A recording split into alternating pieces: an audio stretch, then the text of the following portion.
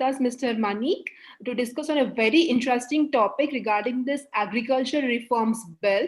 So we all know that India is a country which considers agriculture as a backbone of the economy. So with the recent trends and with the recent bills, how is it going to work for the farmers? Like what are the challenges? What are the issues faced by the farmers?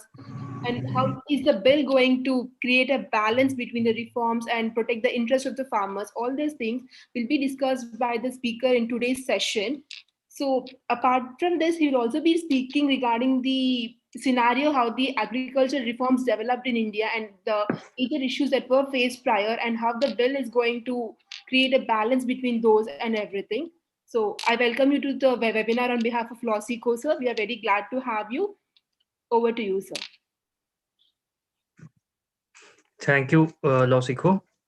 And hello, everyone. How many participants are there? May I know So as in of this? here we have like four, sir. Since it's on YouTube live, I can't check how many are Okay. there.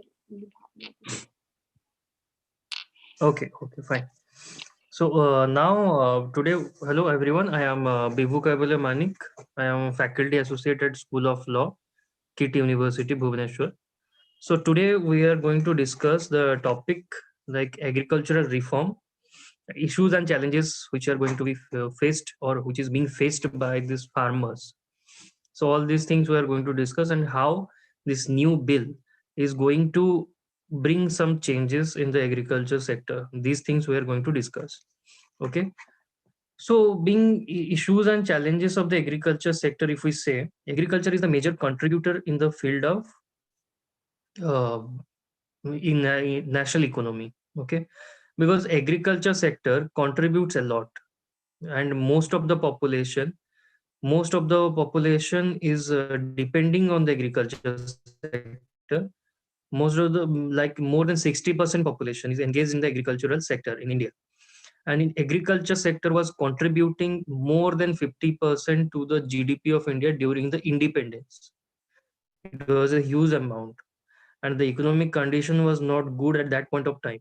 But was gone wrong, that now the condition of the agriculture is only that the agriculture contributes only 15% to the GDP of India.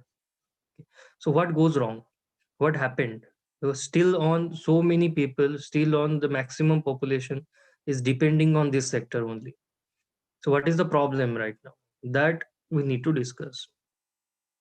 So first thing, agriculture sector have certain system like in previous era. If we see before independence, through foreign invaders, we have so many kings, so many monarchies, so many system of ruling we had.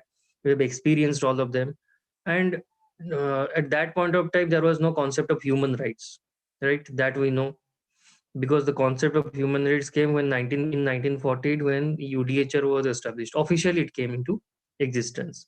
After that, we have introduced our constitution, and through our constitution, we have our own human rights concept through Indian Constitution, Article 21. That is all the law student, you know that.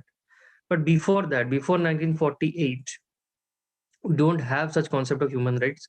Neither the foreign invaders, if we say the Britishers, if we say the Mughals, any king, they are not focused about the social welfare. Their main agenda is about to gain some monetary benefit or to increase the revenue.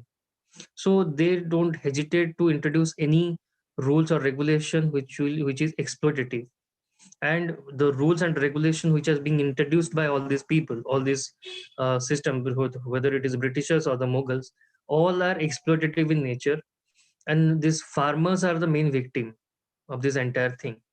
Yes, before that so many king have was there in the ancient India. In the Vedic period, we have so many noble things like Chandragupta Maurya, or in the time of Manu, they have introduced so many legislation which was dealing with the agriculture sector. Okay, like at that point of time also, the farmers used to contribute so many some amount of their produces to the king as a form of revenue, but that was not exploitative. In latter period, when the foreign invaders came, they have introduced so many legislations which will increase the revenue, but it is not helping helpful for the farmers. Okay, like the Britishers introduced the zamindari system, Mahalwadi Samarwadi system. These things are being introduced by these Britishers. Okay, this zamindari system we can see. Although I think all of you have some knowledge about the zamindari system, these farmers will have to contribute something to the zamindars in form of any form of process system. Suppose the zamindars are acting as a private money lenders. How? Genuinely, the exploitative mechanism is like that. The farmers will not gain that much a profit for their livelihood. So the farmers are suffering for the low capital base which they have. So genuinely, they have no money to invest in their land. For that reason, they need money lending. They need money lending. So through the money lending, what they can do, they can invest in their farm. But the money lending process itself is exploitative. The money lending, how?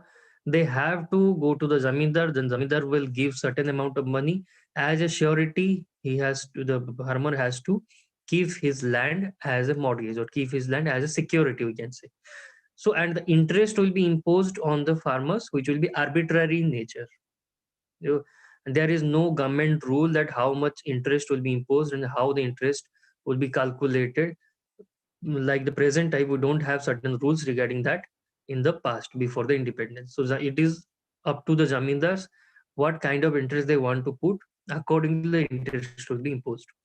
So the interest is such like that the farmers cannot give the entire money back.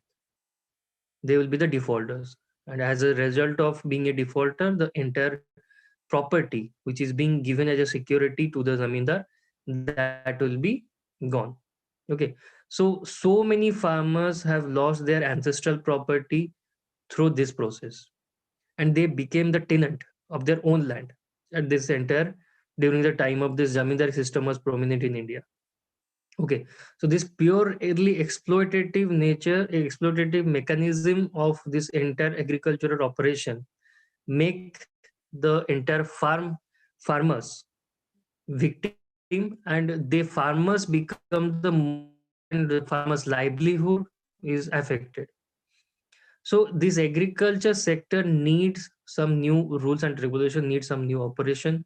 That's why after independence we have we have the independent government have introduced certain new rules, and their first agenda is to make this entire agriculture sector in a proper mechanically proper, so all these people, all these farmers can get benefit, all their livelihood can prosperous. So social welfare legislation was the need of the time. For that reason, if we see all this, if there is any constitution student here, they know that they may have idea about the amendments. So our first amendment was about the abolition of zamindari system. Okay, this was our first amendment in the constitution. After that, the agrarian reform started, and in the process of agrarian reform, the land reform was the first thing which was introduced. Okay, the land reform was the first thing which is being done by the government of India. All the states are being provided with the power that they will prepare their own land reform laws. Why state are being given? Because land and agriculture is mostly depending on the climatic condition and the soil condition. And in India, we have diversity in the soil and climatic condition. For that reason, state are being provided that according to their condition of the soil and the climate, they will prepare on their own legislations. So all the states have introduced state abolition. State abolition means abolition of all the intermediaries between the farmer and the government.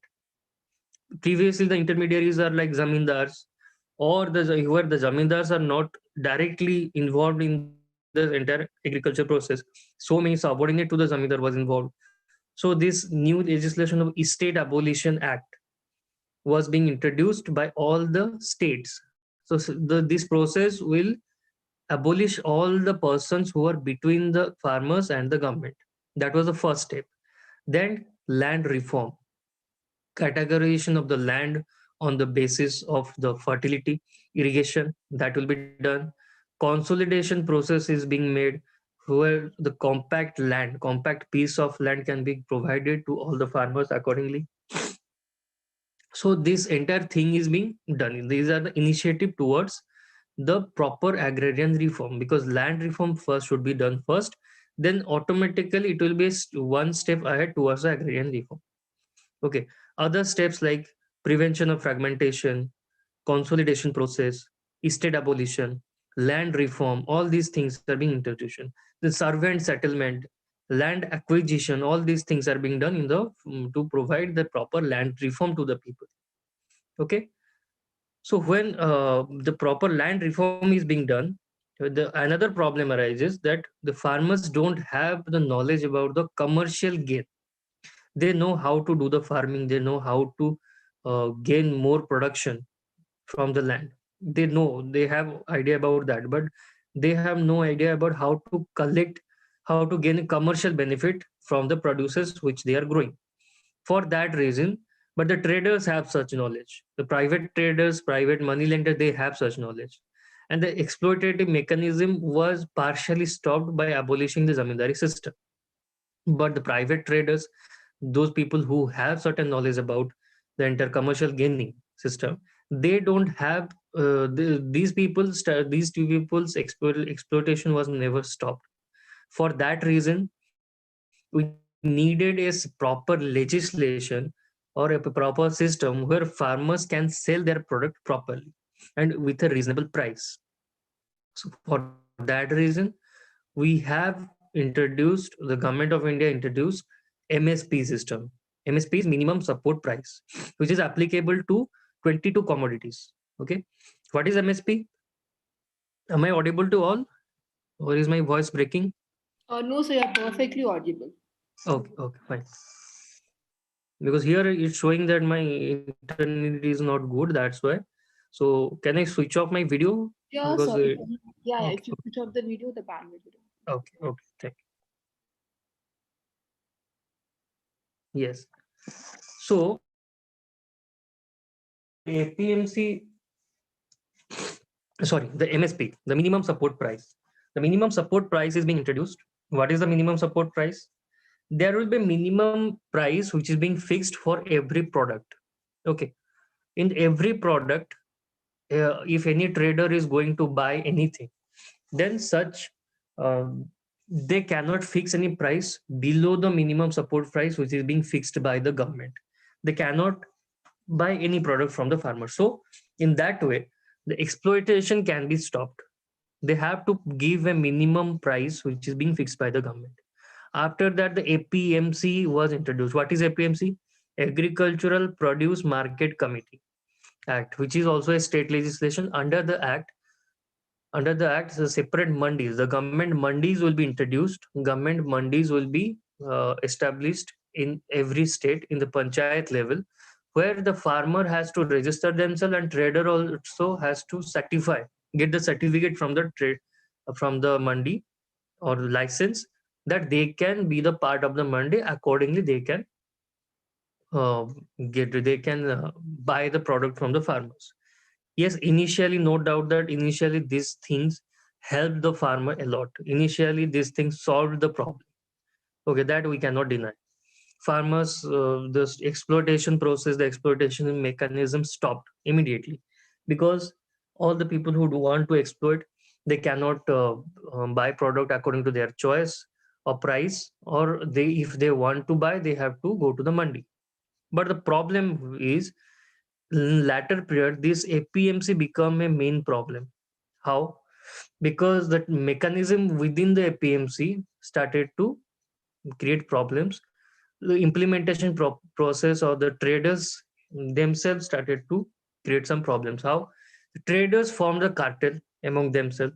They decided the price uh, similar to MSP, and as the farmers don't have the power of bargaining, because their produces are perishable in nature, and they need that their production should be, whatever they have produced, whatever their product, that should be sold immediately. Okay, so for some reasons or showing some fault in the product, sometimes they show that there is a moisture in the product, or the product quality is not good. Accordingly, they just decide the price, that their product is not good in quality, or they have some moisture or some fault they try to find out. That thing happened from the side of the trader, and the trader form the cartel, and the price which is being fixed for the farmers is very low. And when the trader and farmer, they don't deal themselves, there is an intermediary in between. There is a mandi, there is a broker within the mandi. That broker will decide, the broker will make the communication between the farmer and the trader. So genuinely, the broker will take some commission. Then when the broker is taking some commission, and when the trader is buying the product, in between of the in this process, farmers become the victim. How? Because farmer, whatever the amount farmer is getting, and whatever about production the trader is getting, the amount is not proper, the profit margin is not proper. And when the product to us, like the consumers, when the product is coming to the consumers, the amount, the difference between the amount which farmers is getting and the difference of amount which the consumer is buying with the amount, that is huge. Okay, suppose a farmer is getting 50 rupees, consumer is buying a product with 1000 rupees. Okay, but the main product and the entire amount 50 to 1000 entire will be shared by the intermediaries in between. So APMC itself started to create problem in the independent India. The first step, where the abolition of intermediary was the first step, now this intermediary themselves created the problem again. Okay, for that reason we needed agrarian reform. For that reason we need so many system where agriculture can be reformed. But this is the not the only issue. This is the issue with the market infrastructure. But we have issues with the investment. We have issues with the knowledge about the commercial gaining. We have the technical lack of technological knowledge. We have the issue of rural indebtedness. Yes, we have established NABARD. We have established the banking system, where the private money lending system practice will be abolished, and the proper mechanism, the institutional credit facility will be provided with the minimum interest price. But all these apart from all these things, still on into 2020 also in the rural India, this thing is also prominent. The private money lending system is still prominent. People are still taking money from the private money lender, and they are again exploited. This practice is there. This is a main challenge. And also, when the economic reform happened in 1991, that point of time also agriculture hardly got some attention, because the agriculture sector is a main economic source of income of India, the main contributor to GDP, but it is not got that much attention in the 1991 reform, economic reform. So, but we can say that in 1991, if you observe newspaper, if you follow newspaper, or if you're updated, if you're informed, you may have known that farmer suicide was the main issue at that point of time. And farmer suicide, why it is a main issue? Because farmer are getting loss for what reason? Not only for the APMC, not only for the market infrastructure, so many reasons are involved. Climatic condition is one of the main reason. Pest attacks, climate is not supporting the kind of product produces they are growing. That is the main reason. The natural calamity, rural indebtedness, there is no proper rule regarding the crop insurance. Okay, so this is purely a system which need a all-round legislative framework where all kind of issues can be addressed properly. Okay, so for that reason, so many committees are being formed. Like we can say the Swaminathan Committee, 2004. Mr. M.S. Swaminathan is the major contributor in the Green Revolution. So under his leadership, there was a committee was formed, which is known as the M.S. Swaminathan Committee 2004. The Swaminathan Committee also have recommended certain things for the farm sector development. Okay, what are those things? Those things are relating to the upliftment of farmer and prevention of suicide of the farmers. Okay, like the land reform. Land reform process is being introduced after independence. But still on 2004, people faced the land reform issue due to the family partition or due to some issues with the fragmentation part. For those reasons, the land reform was the first recommendation of the Swaminathan report. Irrigation reform is necessary. Public private investment in the irrigation field is necessary to make all kind of land irrigated land. That was the recommendation. And productivity growth by research, by technological research, by uh, in the innovative production or innovative breed of farm any produces, which will be climate friendly. According to the climate, a proper seeds and proper fertilizer can be used. So that research is necessary, and that research will help in the productivity growth. And also, farmers will be provided with the technical skills and technical knowledge that how to grow climate friendly productions. For that reason, the productivity growth is necessary. Credit insurance scheme was the another recommendation. The insurance should be given to the farmers if they are losing their produces in the natural calamity. Okay, that thing should be there. Food security and prevention of farmer suicide. Due to in 2004, farmer suicide was the prominent. So food security is necessary. Proper legislation for the food security is necessary, and farmer suicide should be prevented. So, and in latter period after 2004, it is also noticed that this recommendation of Swaminathan committee was not properly enforced. Not even proper initiative is being taken for this all these things. And at the same time, APMC is again which APMC initial days was the problem solver. Again, that only that APMC became the problem creator in latter period. So this entire process is victimizing the farmers, and in between, the mostly the small and marginal farmers are getting the loss.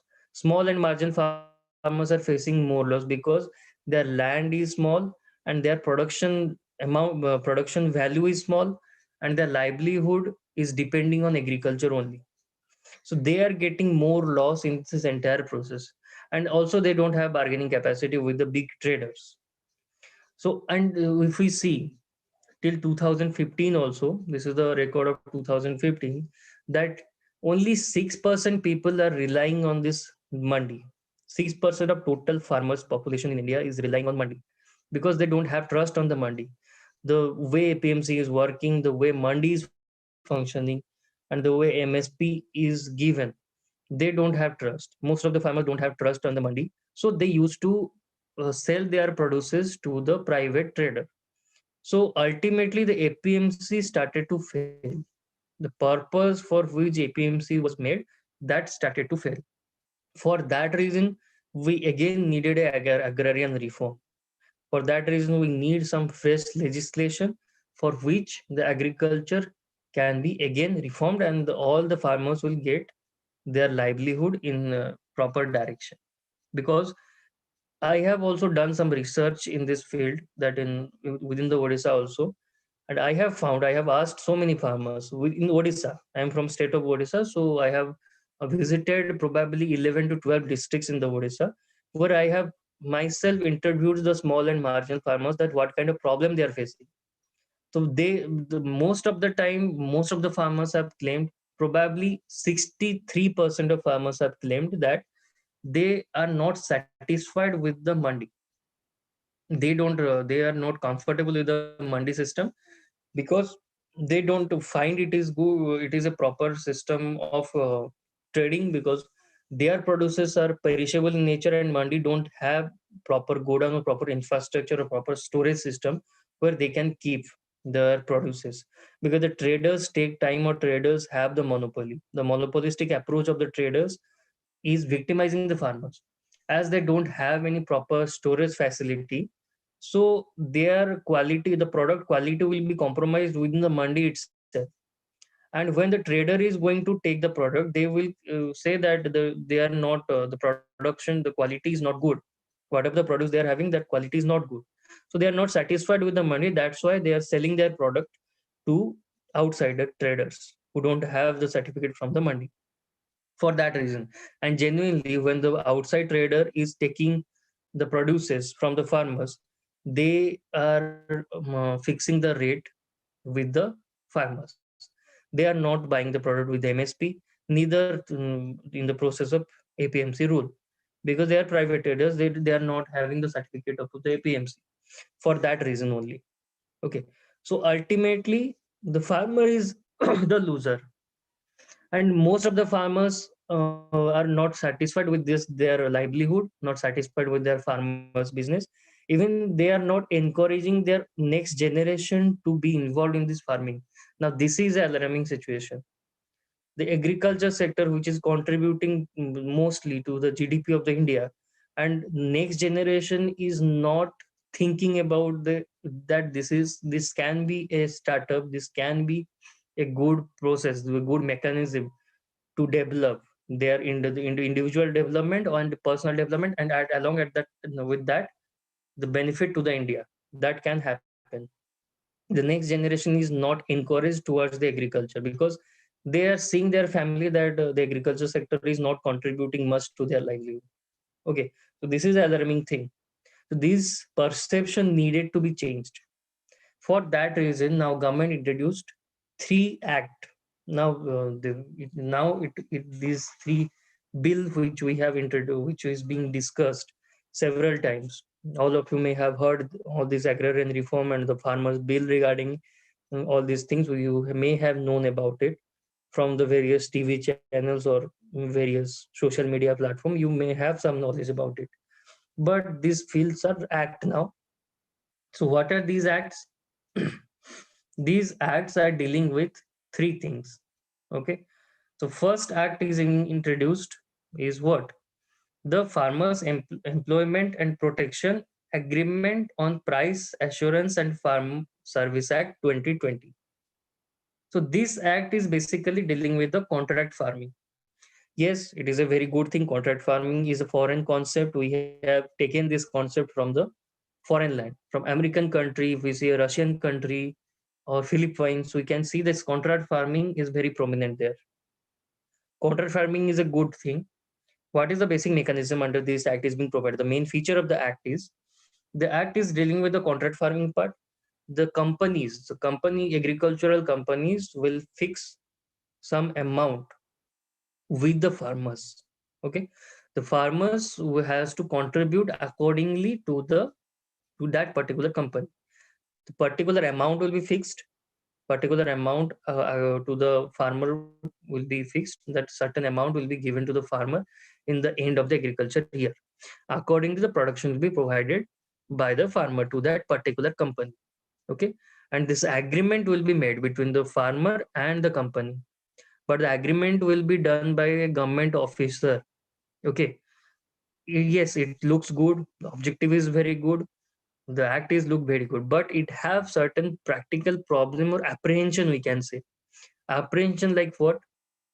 Now these foreign companies, or we can say the private companies, sorry, not foreign company, private companies, these private company know how to gain profit from anything. They have certain knowledge, they know how to get commercial gain from any product, but which knowledge farmers don't have. Not all the farmers have it. Some farmers have it.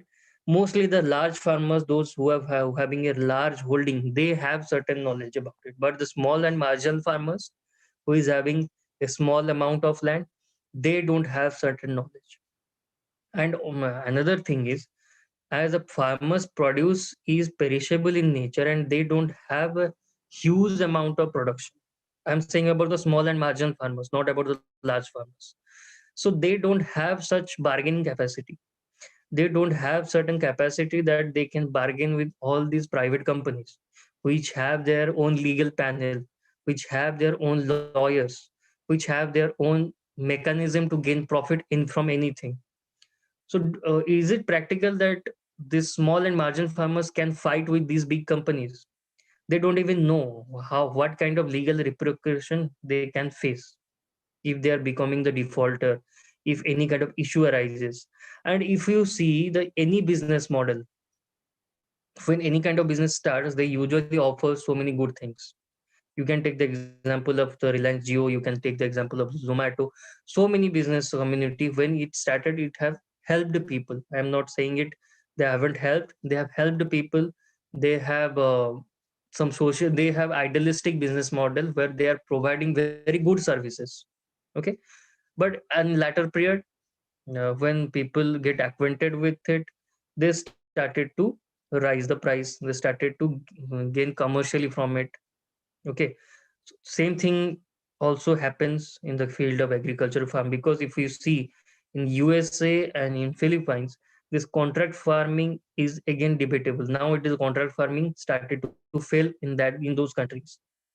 So we are adopting all these things which is failing in other countries, and especially I'm saying about the contract farming. So no doubt the contract farming will help. No doubt the contract farming is bad, but it is beneficial for the large farmers. Mostly large farmers will get the benefit, but what about the small and marginal farmers? So the small and marginal farmers will be the people who will be the sufferer. So they will be the main sufferer of the company. Someone is asked a question that why do you say that contract farming is good? We saw what happened in PepsiCo case. What about the farmers' right? This is in protection of plant variety farmers right 2001. Okay, very good. Yes, that's what I'm saying. I'm saying that this is contract farming is good for large farmers mostly, because they may have bargain. Not all the large farmers. Those large farmers, those who have having the more many holdings, they have the large holdings, they have the large productions. They can gain from it. It is beneficial for them. I'm saying about those people who are having only 2 hectare of land, 5 hectare of land. Okay, all these people, all these small farmers. What about them? They don't have the capacity to fight with all these people. So contract farming will create some hindrance in the future for these kind of farmers, because they don't have the capacity to fight legally, the legal battle.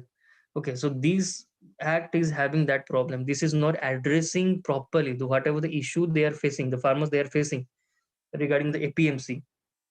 This is not a remedy of the APMC for, especially for the small and marginal farmers. For large farmers, yes, it may be good, may not be, future can say, but it is visible that small farmers will not gain the benefit. So Sir, if you don't mind, we'll take up the Q&A session at the end, sir. yes, We'll take up the Q&A session at the end after you are completed with your. yes. So the another act which is enforced under this process is what? The Essential Commodity Act Amendment 2020. That act is being introduced. That the Essential Commodity Act is dealing with the hoarding. Hoarding is illegal under this under Essential Commodity Act, but under certain condition the hoarding is legal, which is being explained in this new amendment. Under certain conditions, like the any situation arises in the any crisis in the food or war situation, in these conditions the entire essential commodities allowing the hoarding. Now this may create some problem also in future, because the traders who are not who have certain fear of legal repercussion of hoarding, they may legalize their entire hoarding system. They may again increase the price according to the crisis situation. This situation may arise. This situation may cause certain problems. Okay, so these kind of problem may arise. This new acts, this new legislation may cause such kind of problem. And the another bill that farmers produce, not bill, act, the Farmers Produce Trade and Commerce Promotion Facilitation Act 2020. Now this act is providing the online trading system. Farm, first thing, for online trading all farmers have must have certain facility, must have such proper knowledge that how to trade online. Yes, so many farmers are advanced, we cannot deny that, but there are rural areas in India. We should not forget about that. There are so many rural areas where still on people are facing problem with the internet. Till now also there are so many tribes, so many tribal people in the agriculture sector. They don't have proper knowledge about the online trading system. So yes, this new act is providing the facility to all the farmers, that any farmers can sell their product at anywhere in any place in India. There is no limitation that the like APMC that they have to sell their produces in the mandi only. They can sell anywhere, but they must have that much of capacity, that much of logistic support with them. If they don't have it, then it is not possible. Then then online trading is not going to help them. And as I already said, these farmers are getting the help of MSP or APMC. Only 6% farmers are taking the help. So most of the farmers are not relying on the MSP, neither APMC. Okay. So they are like previous time, they are selling their produces to the private traders. So under this act also, how this act is going to help? If in the APMC also, if when the APMC was applicable at that point of time also, farmers were selling their product outside the mandi. Now this act is saying that the farmers can sell their product outside the mandi, but it was already happening. So how it is helping them? Farmers was selling their produces outside mandi because they are not finding mandi as that much helpful for them. For that reason, this is not a choice. They have to do it. They compelled to do it because APMC is not helping them. But this act is allowing them to do the thing which is they're already doing. So how it is helping? How is addressing the issue? For few farmers, it is helpful. Those farmers who have advanced knowledge about it, those farmers who have the large holdings, who have the proper technical knowledge, they have updated about the entire new technologies or technical aspects. Definitely, these kind of farmers will get help. What about the small marginal farmers? What about their livelihood? That should be addressed properly. Another problem is land acquisition, which is not addressed yet. How land acquisition?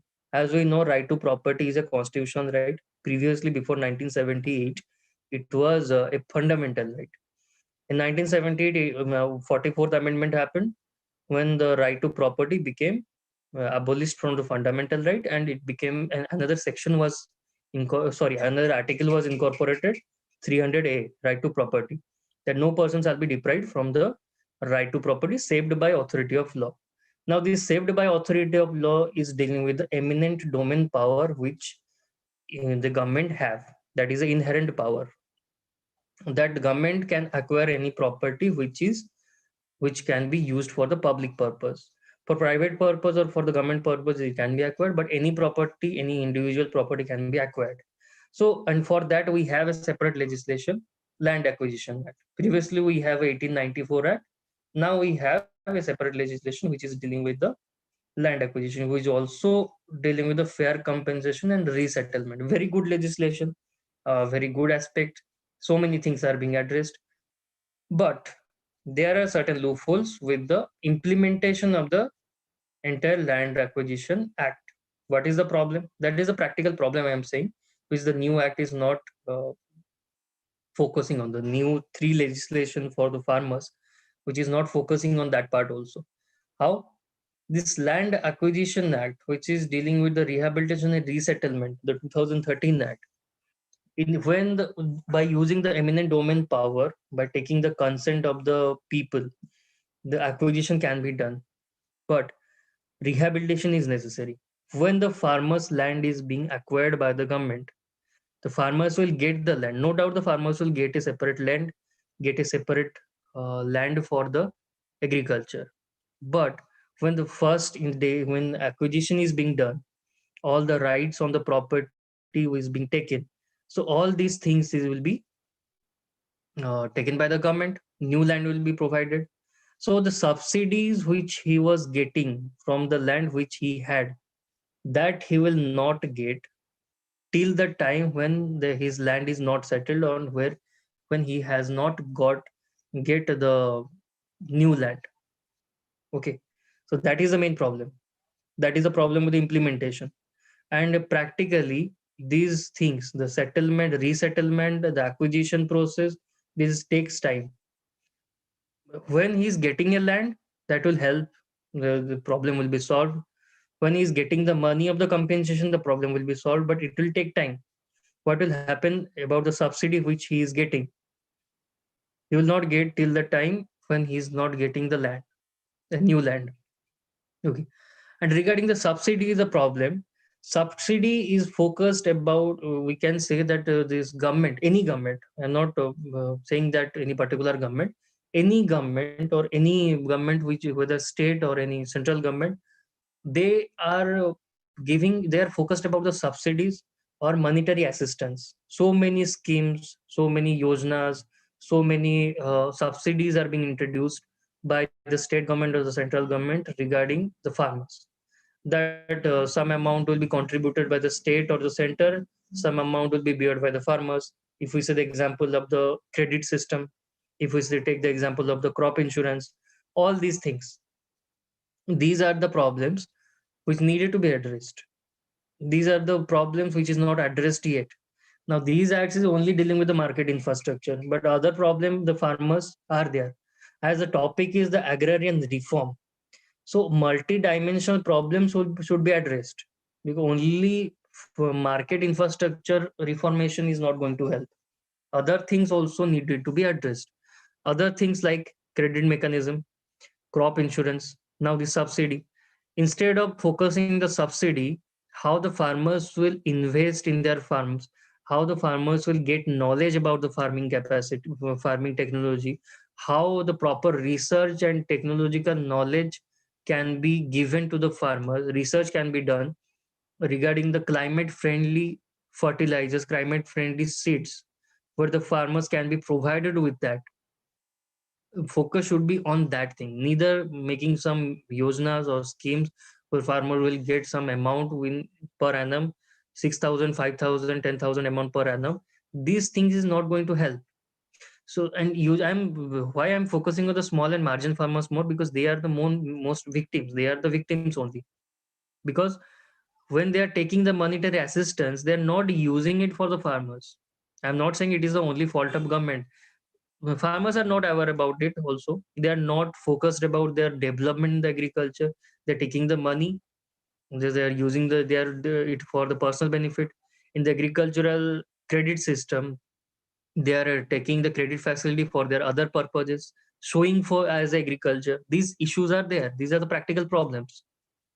And the which the farmers who are taking the subsidy, I can say from the research which I have done in the state of Odisha, that the farmers are in every area not getting the proper shades or fertilizers or the pesticides which they are going to use. They don't get it properly. They are whatever is provided in the coastal area, same thing is provided in the western districts which are having the issues with the rain. Coastal area, there is no issue with the irrigation. The other areas which are having the issue with the irrigation. So how all kind of seeds will for survive in every climatic condition? So research is necessary on that field. Investment should be done in that field, neither rather than giving them monetary assistance in other forms. So these are the issues which is not being addressed. These are the issues still on is needed to be properly operated. Okay, so these are the main issues for the small marginal farmers, else their livelihood will be hampered. And right to livelihood is a fundamental right, and all the farmers have the right. All the farmers have the right to livelihood. So all these things needed to be addressed, because all the farmers have the right to farm. All the farmers have the right to access the seeds, the benefit of sharing the commercial gain, or they have to get the reasonable price of the seed. Okay, because all these things are being provided through the legislations. Okay, the protection of plant variety at farmers right act 2001 says itself that these are the rights of the farmers. When they are not getting it, these are the issues. These should be solved through agrarian reform, and this should be addressed properly. Land acquisition can be done, but implementation of land acquisition and subsidy provide, if the subsidy is being provided after the land acquisition till the resettlement of the land, The subsidy which is being not given to the farmers, that should be properly addressed. The natural calamity and the climate friendly seeds, how the farmers will get, that should be addressed. The Swaminathan committee, very relevant recommendation, that should be implemented properly. Now all these things are not addressed properly in these three legislations. Even though the three legislation which is dealing with the mostly dealing with the market infrastructure and the contract farming, that is also not relevant for the small and marginal farmers, especially large farmers. For them also it is relevant, but not for them. Okay, so these are the issues is needed to be highlighted. Okay, so this is all for today. If anyone is having any question, they can ask me. Sure, sir. Like there is a query kind of thing in the chat box. The Register General of India and Census Report 2011 reveals an astonishing figure of 118.7 million as the total farmers or cultivators population in India. Of this, 79% are small and medium farmers. So most of Hmm. our farmers are small farmers. This was in regard to the prior thing. Yeah. Contracting farming is good. It was by Raniel Niara. Yes, that's what I'm saying, because as our India is a agricultural country, we all know that, and small and marginal population is more. Very few are large farmers. But why? See, why company is going to take agreement with a small marginal farmers? They will prefer more the large farmers, because they will, if they are contracting with the large farmers, they will get more produces from one person. At the same time, same kind of produce will be provided by the 10 small farmers. Okay, so why they are going to prefer the small farmers? Even though they are preferring to the small farmers, then how it will be beneficial for them, because this produces whatever the production they are having. The rate will vary from time to time. The constant rate will be given by this contracting through this contract firm, because as per the agreement, whatever the amount is being fixed, such fixed amount will be provided to all these farmers, with the small or the large. So they are bound to provide produces to that companies only. Suppose any kind of legal issue arises, any kind of legal problem arises, how these small farmers are going to fight it? They can't fight them legally, because they themselves don't know what are the legal repercussions. They cannot afford the legal problem which is going to be arise. Okay, so that is the main problem for the small marginal farmers, because they are the victim mostly, not by the market infrastructure, by other things also, by the rural indebtedness also, by natural calamities, even the crop insurance part. They will not get crop insurance till the verification is not done properly, and it is up to the person who is verifying it, the crop loss is being happened due to the natural calamity or not. Based on that report it will be done, and person who is verifying it, how far they are capable to understand the agriculture sector and the agricultural produce, how far they have the knowledge. That is a question, because they are the bureaucrats, they are the officials. They only see, according, they will write a report that certain damage is being caused through the natural calamity. After that they will get the compensation. From the research also, I have found out so many people, after the so many cyclones, or so many, as all know that Odisha is a cyclone prone area. So so many cyclones happened, so many flood has been gone, and they, so many farmers haven't received the compensation, the insured money, 3 or 4 years from the natural calamity happened. So these are the gray areas, these are the problems which we have. But these things needed to be addressed properly, which is not being addressed till now. Okay. So these are the issues. Anyways, anyone having any questions? Anyone has any questions, please put them up in the chat box or in the Q&A session. I think no one is having any question right now. So thank you, Losikho. I think I got a very good platform here, and because I want to say about this entire farmers issue and the challenges with the small and marginal farmers being, and you provided me the platform. Thank you for that. We Thank you, thank you participant. for accepting our request and giving this webinar, sir. We hope to do more webinars with you. Thank you for this webinar. Sure. Thank you. And Thank you. before leaving, guys, we have a webinar at 9 p.m. today by conducted by Ramanujan Mukherjee, how to make career in IP laws. Please do register for the webinar and do attend it. The registration link and everything is provided in the chat box. Please look into that and try attending the webinar. Thank you all for attending this webinar.